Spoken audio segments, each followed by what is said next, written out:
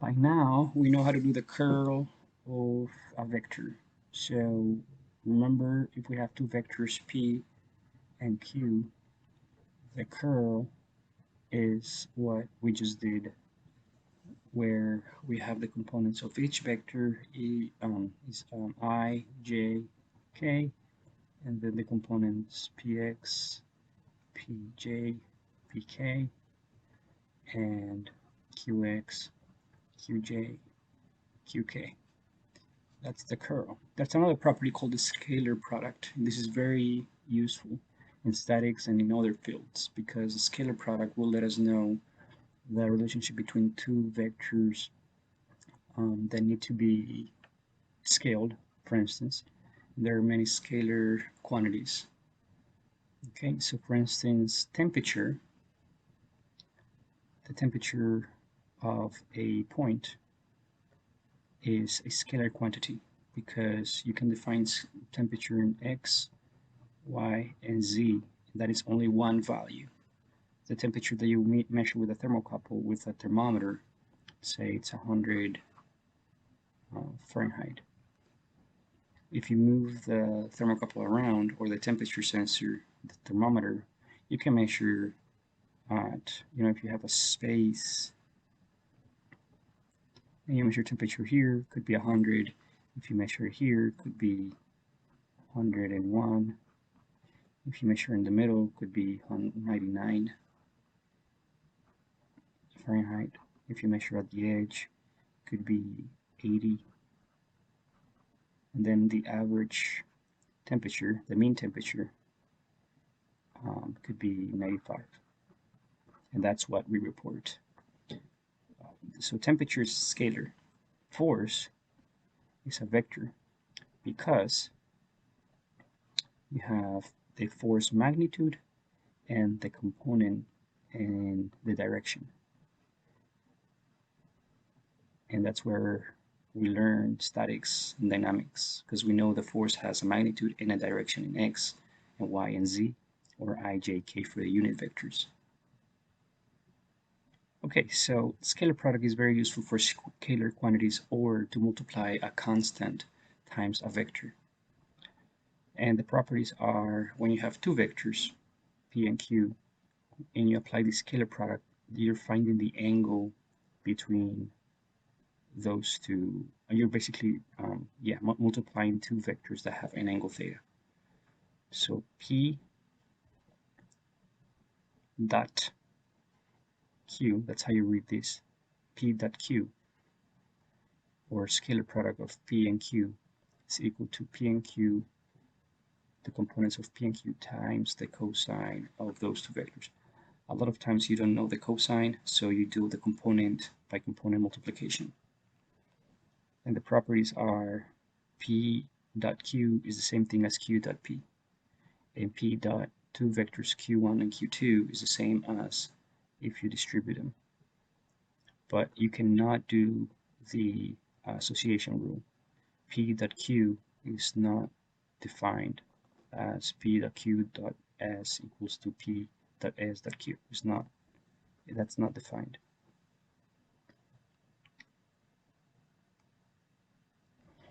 All right, so if you don't have the angle, but you do have the vector components, it's very simple. The only thing you have to do is multiply the x component and the x component plus the y component and the y component plus the z component and the z component. And this will give you a number. This will give you a number. This will not give you a vector anymore. This will give you a number. So if the vector components of so let's say you have a vector p, and you don't want to square it, the only thing you want to do is square the vector. Well, that's the same thing as doing p dot p, and it is px times px, or px squared plus py squared plus pz squared. So this is the same as each component squared. And you get to atom. So this is not ijk anymore. This is going to give you a number. All right, so this is a very simple rule. So yeah, if you want to find the angle, then it's very simple. You just do cosine inverse of theta equals cosine inverse of P and Q.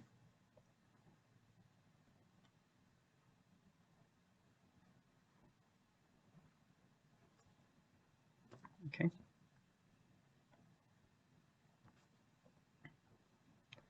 And so if you notice, I'm missing something here. So if it's P dot Q is equal to PQ times cosine of theta, which is what we had before.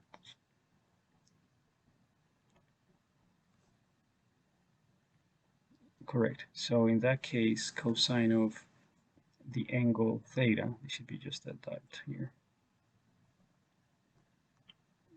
is px divided by pq. Correct. Yeah, we're good. So, so if you want to, this is very useful because if you want to do a projection of a vector on arbitrary axis, then you have to find the components of the axis and the component of the vector, and you can apply the rule like so.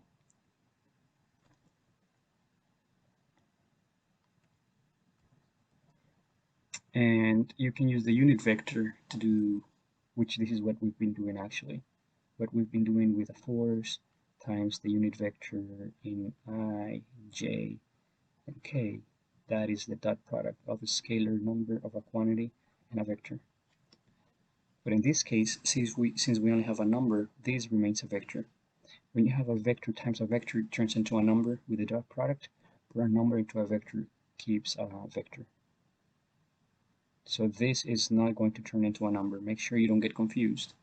This is not fx plus fy plus fz equals a number. That is not true. This is fx, comma, fy, comma, fz.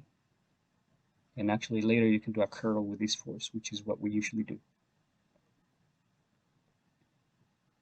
So the projection of the force on an arbitrary axis is the component of x times the angle with respect to x, the force, the component of the force at y or py, and the angle with respect to y, and the component of the force at z with respect to the angle z. So you can see how px is the component that we know how to find because we are given the angle or because we can find it. We have theta z, theta y, and theta x. A lot of times we want to do a triple product, which is the force p and the force, or the vector p and the vector q, do curl, and then do a scalar product of that. So how this would look is we do this first, I, j, and k, correct, just like so. So I just want to make sure I have room.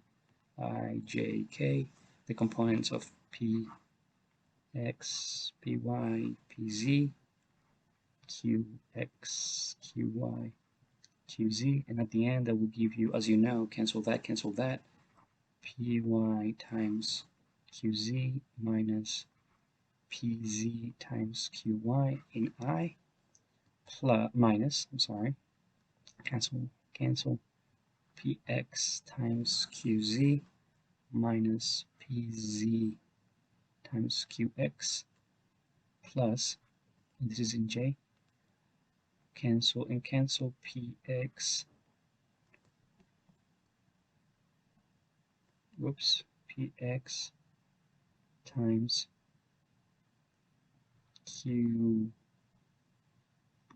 times qy minus py times qx, all that in k. But we still have to do the dot product with s, which is a vector. So all that, and remember s has components as x, as y, as z,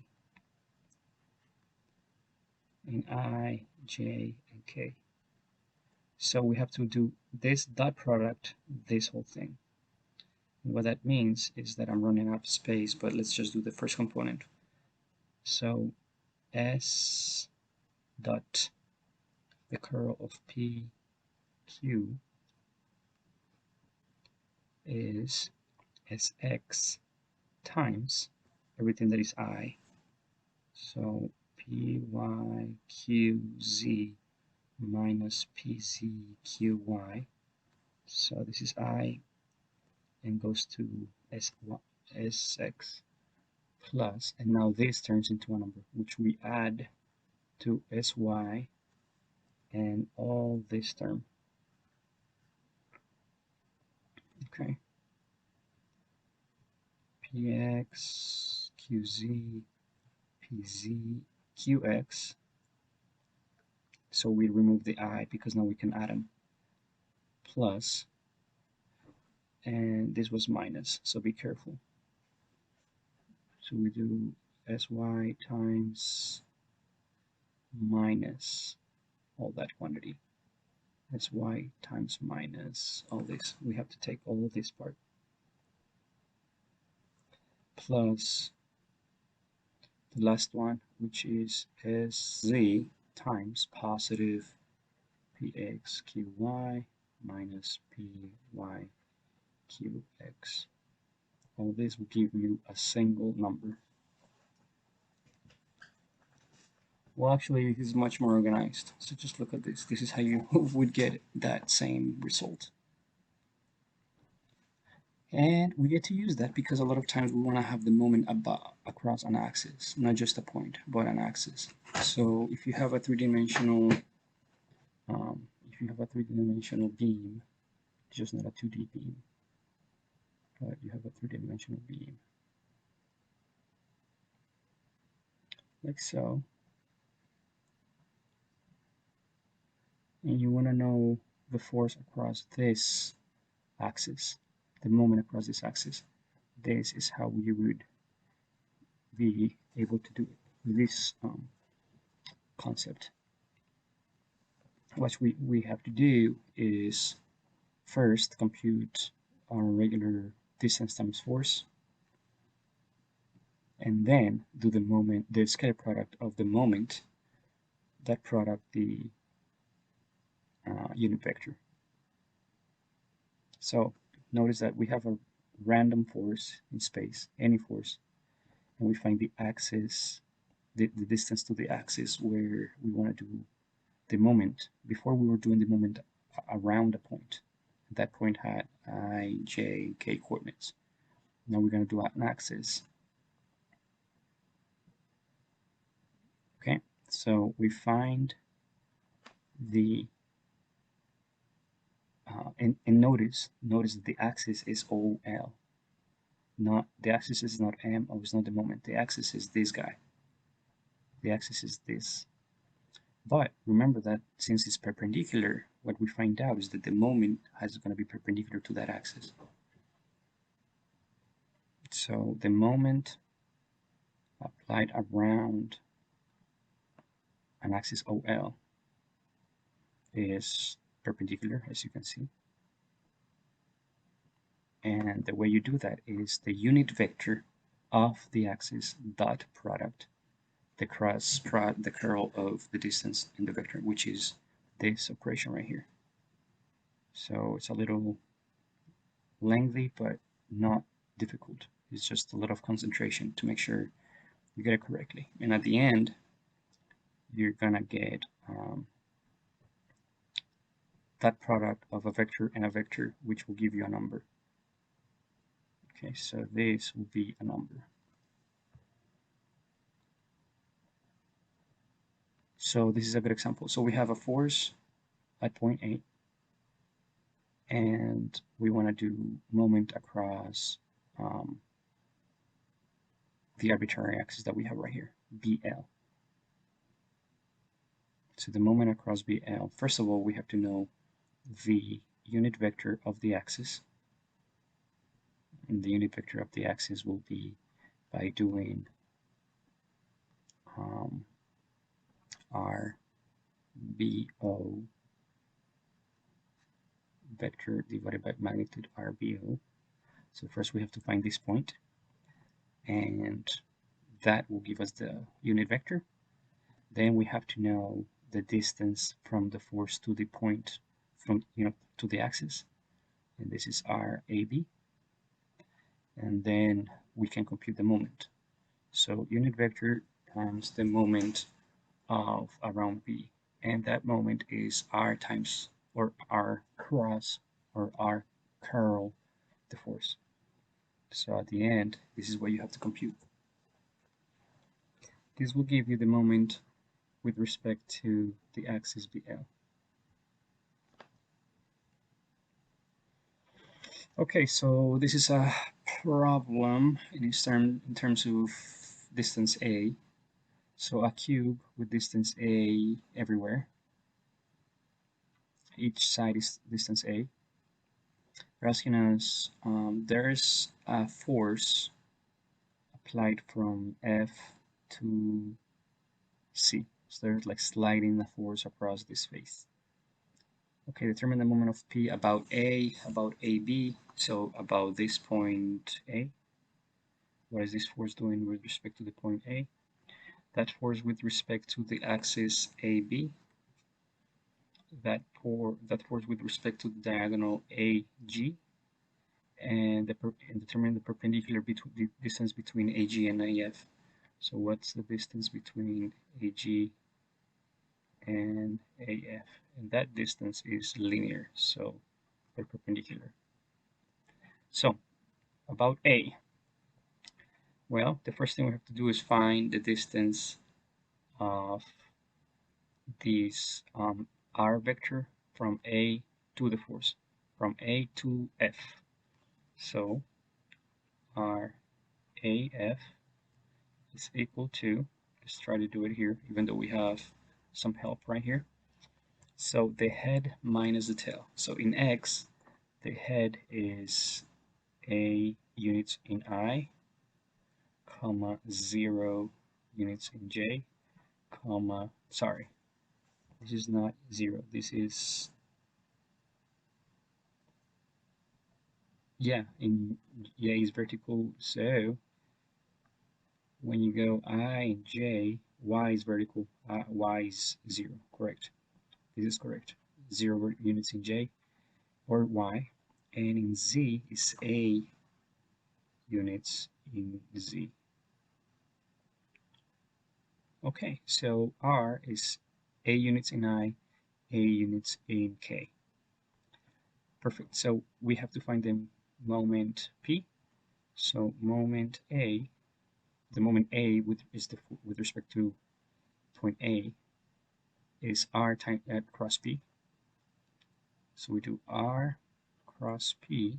Both things are vectors, but we don't quite know what P is, so we have to find P as well.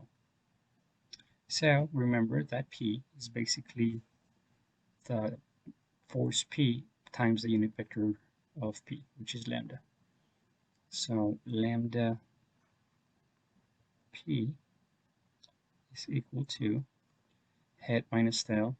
So head is at A units in X, tail is an A units on X. A minus A is 0, comma. This head is at A and tail is at 0. A minus 0 is A in J, comma. And head is at 0 and tail is at minus A, K.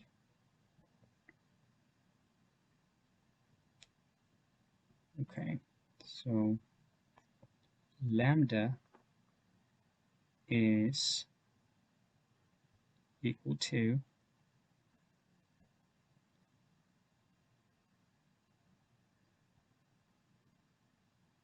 zero at I, comma aj, comma, minus ak. Okay, divided by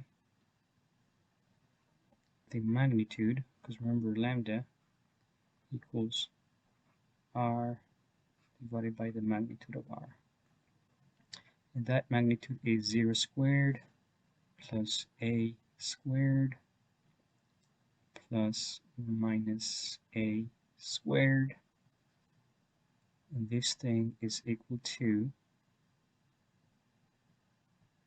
square root of 2a squared, which is equal to a square root of 2, right? Because this is equal to square root of 2 times square root of a squared, so a square root of 2.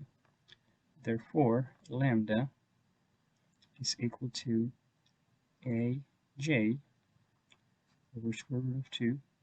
And actually, this is a here, comma, minus a and k, a square root of 2. So p times lambda equals p over square root of 2, comma, minus p over square root of 2. All right, let's see. Yeah, that's what we get. And this is in I, and this is in k. All right, so the next thing we have to do is the moment of r, if, or af with respect to p. So let's do that over here. So the moment, let's see if we have enough space. So this thing right here is equal to I, j, k, and then we have a 0, so a 0 a, which is this guy right here, and then we have p over square root of 2, 0, negative p. Actually, no, wait, hold on. This is in J. I apologize. Let's go ahead and move this to. Let's go ahead and move this to some notes.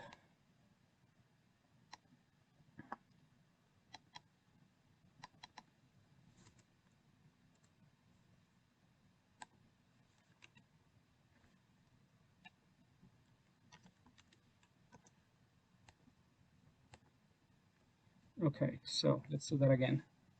M A around A is R A F cross P. Okay, so let's do that again. I J K. So it is A I 0 A. And the force is 0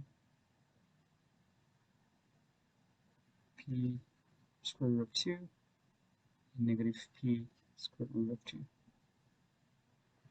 Okay, this is equal to I cross 0 minus a p square root of 2 minus j cross minus a p square root of 2 minus 0 plus k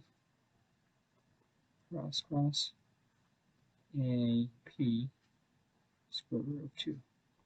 Alright, so this is what we get. Negative pa square root of 2i.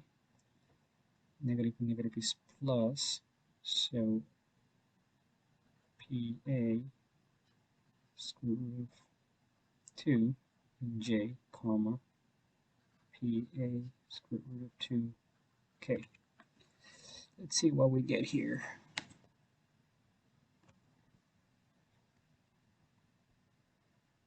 Okay, perfect. So let's get rid of this. Yep, this is where we get AJ and K, AP square root of 2. Okay, that is good news. So we got it right. And the reason they're doing this is because it's just basically multiplying each term by the direction. So it's common factor. All right. B, moment of P around AB. So AB is this guy. And the only thing we have to do is find R, A, B. So AB is head minus tail of A, I. These A minus 0, comma, A and Y minus A, this is 0, and Z and Z, this is 0. You can tell that it's parallel to the x-axis, so it's going to basically be just parallel to x and no coordinate around x and y and z. Okay, so it's basically going to be the lambda is a divided by a squared, which a divided by a equals I. So what we need to do here is the dot product, which we saw before, to get the moment across our axis. We saw it over here, right here. Didn't we? Yeah. So the moment with respect to an axis is the lambda or the unit vector of that axis times the moment from the point of origin of the axis. The origin of the axis in this case is A, and we already found the moment at A. So its unit vector of A is I, because the axis AB is parallel to X. Okay, so what we need to do next is moment AB equals the unit vector of the axis times the moment. And that was basically, if you go to here, moment A equals I times moment AB times moment A. This is equal to 1 I 0 J 0 K times negative PA square root of 2 in I, comma, PA square root of 2 in J, comma, PA in K, 0 and 0, 0 and 0. So this is equal to negative PA square root of 2 in A. So force times the distance A over square root of 2. And that's what we are getting. I have a negative here. I have to check why.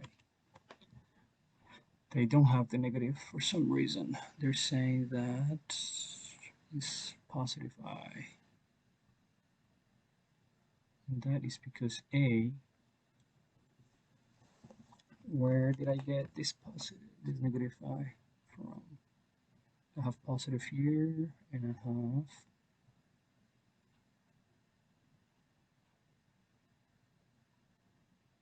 K is negative.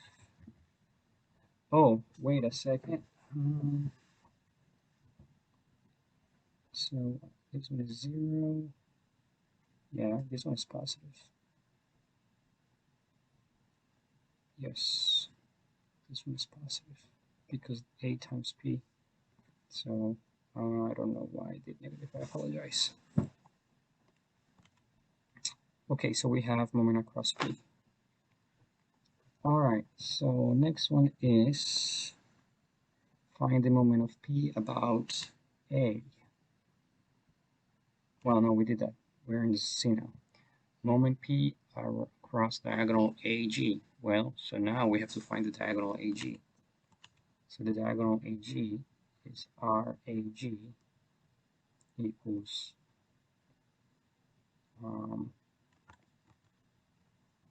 what is this? So it's tail minus head. So it's A minus 0 is A, comma A. This is in head is at 0y minus A minus AJ, comma, and Z is head, which is at 0x minus A. Right, so yeah, minus A. Let's see what they get. Yeah, plus, minus, minus. Okay, this is good. And the magnitude of RAJ is equal to square root of A squared plus A squared plus A squared. And this is equal to, well, to be strict, it will be like this. Okay, this will be square root of 3A squared, which is equal to A square root of 3. All right, so lambda is equal to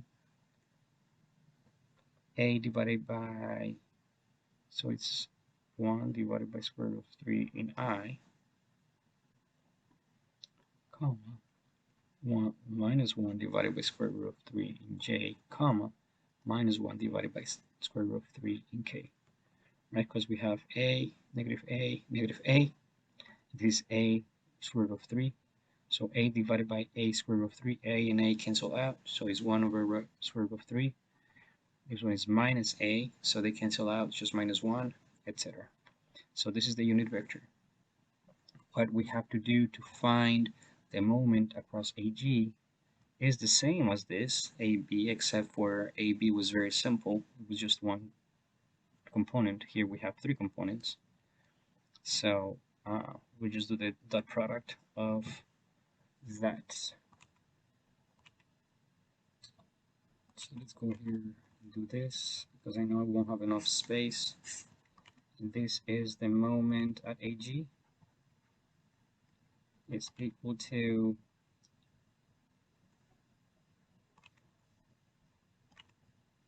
lambda AG times, which is a number, dot product moment at A, which is a vector. This is equal to positive, negative, negative, 1 square root of 3 I, comma, minus 1 square root of 3 J, comma, minus 1 square root of 3 K, times the moment at A, which I have over here. The moment at A, which I thought I had, yeah, PA square root of 2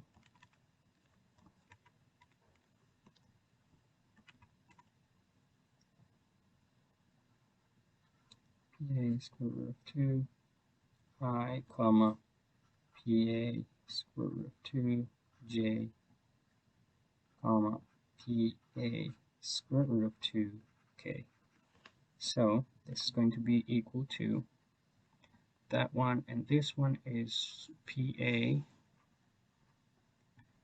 I dot I is 1 over square root of 3 and square root of 2. So if you remember, that will be, let's do that over here.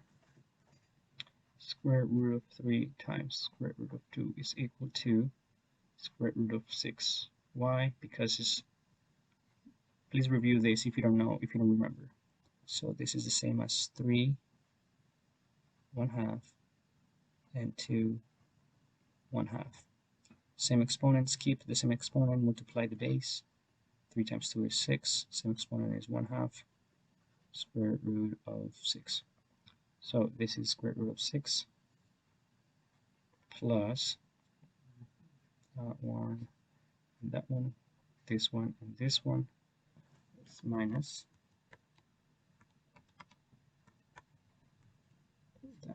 that, this one, and this one. PA square root of 6, that one, and this one, minus PA square root of 6. That and that equals minus PA square root of 6. And that's what we get. Good. So we are doing fine so far. Okay, so did we do E? C, D, E. Okay, yeah, we have to do D. So find the perpendicular distance between AG and FG. Okay, so this is still geometry, linear algebra. So what is the distance between AG and PG? Well, we can find it with a moment. So we know that the moment AG is equal to force P cross distance. Okay. But if the distance is perpendicular, it's only going to be, yeah, we basically just have to find that distance that is perpendicular. Okay, so they're doing something here. They're checking that AG and FG are indeed perpendicular, which is not very intuitive, but in 3 dimensions it is. You can do a straight line between P and AG and it will be perpendicular. But the way to test if it is with the dot product. If P and lambda, the unit vector from AG, is equal to, if the cosine of that is 0, then definitely we have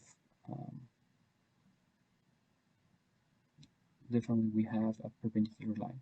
The way to do that is we have P already, which we should have it up here too, don't we? Yes, we have P, J, and K, which is this guy. Components in J, component in K. And we're going to do lambda AG, which we have also. We should have it right here. Lambda AG, yes, which is right here. So let's bring it over here. P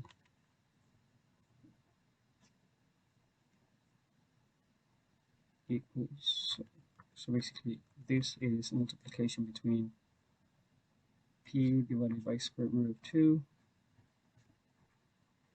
in J, comma, negative P square root of 2 in K,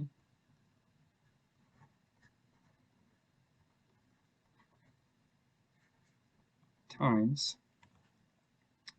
R direction, which is this guy, 1 square root of 3 I, comma, minus 1 square root of 3 J, comma, minus 1 square root of 3 in K, right? Yeah. Okay, so this one is 0 in I, so let's put that down. So 0 I, which is what we're doing is right here, P dot lambda.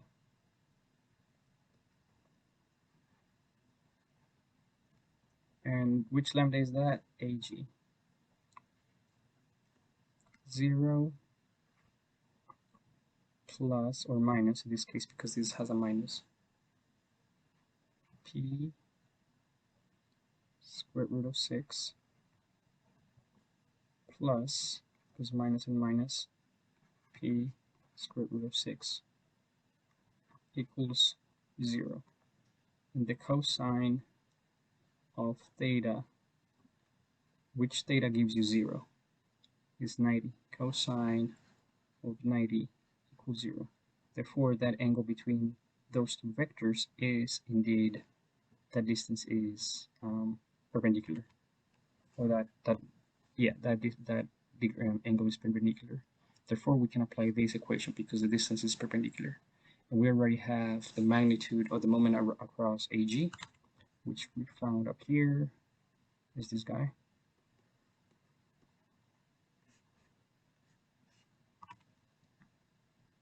So we divide by our P, which we can because they're vectors. So M, AG, and our P, which is this guy,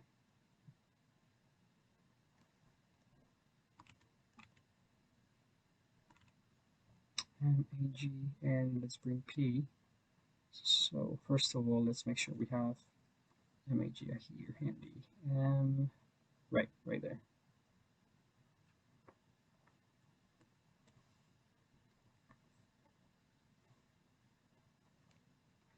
P times T. So this is MAG divided by P, which is equal to component by component. MAG was, I thought I had it up here, 1 over square root of 3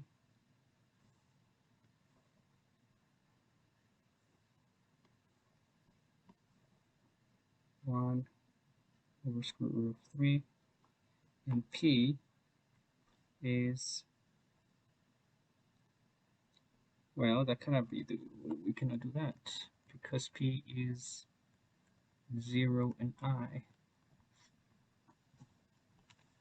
So we have to do is D is A over square root of 6. Which distance is that? Let's see, P is perpendicular to AG. And the way to do this is the vector P, which has components 0, J, and K.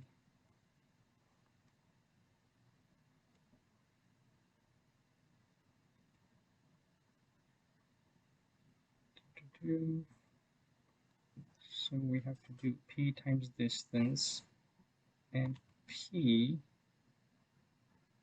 is P square root of 6 times A. Yeah, this is our magnitude. Ah, got it. Okay, so our magnitude is this guy.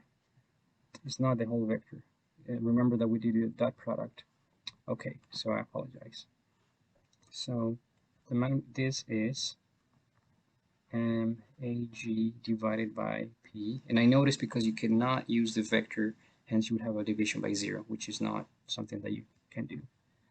Okay, this is equal to distance. Therefore, this value right here, the magnitude around AG, is negative PA divided by square root of 6. And this is divided by P over 1. Okay, so this is P and P. This is A square root of 6. But notice that you can have a negative distance. Therefore, the distance is plus A square root of 6. Yeah, just to confirm, yeah, because the moment is negative, but the distance is not, cannot be negative. So the distance is actually the absolute value of this number. The absolute value of this number is positive A square root of 6. Okay, so now picture putting values to A and D and P, and then instead of A, you'll have a number. Instead of D, you'll have a number. But this is a very good example because it will let us know how to do computations of moments across points and axes. So just to review, if they tell you the moment around a point, you find the distance from the force, you find the distance from the force to the point, and you do the curl or the cross product of the distance and the vector. We know how to do that. That will give you a vector. Now, the moment of the force around an axis will give you a number because it's the dot product of the moment around a point and the moment, then the vector or the unit vector of the axis. So if the question is find the moment around AB, then you first have to find the moment around A, and then do the moment around AB with the unit vector.